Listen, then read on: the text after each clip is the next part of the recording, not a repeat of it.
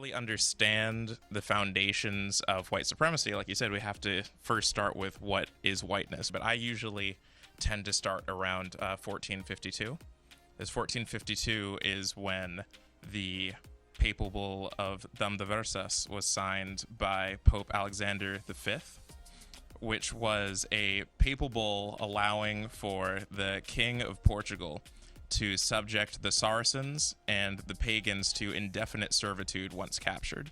And it was the real jumping off point for what the triangle trade would become, which was, of course, started and mostly spearheaded by the Portuguese to begin with as a result of this. So that concept of whiteness and the European identity is really closely tied with Christendom, because it is the borders of which were largely defined by where, you know, Christendom ended and either the pagans or the Muslims began. So that's why you see lots of borders throughout Eurasia, because Europe and Asia are the same landmass. You know, there's some mountains, there are a few natural boundaries, but for the most part it's the same landmass. And largely where those distinctions are decided, like where Russia ends and where Asia begins, is based on those lines. This checkbox of this is white, and past that becomes other, both to the east and to the south.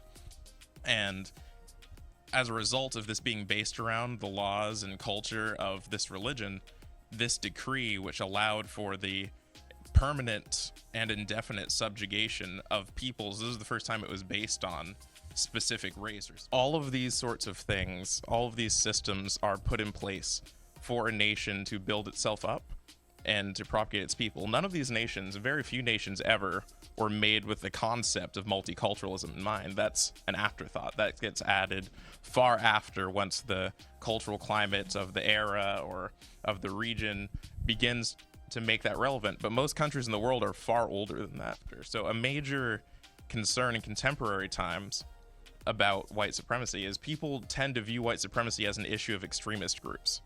And people tend to view white supremacy as something that people on the far end of a spectrum push, rather than it being so deeply embedded in a culture because it's part of the framework of a culture.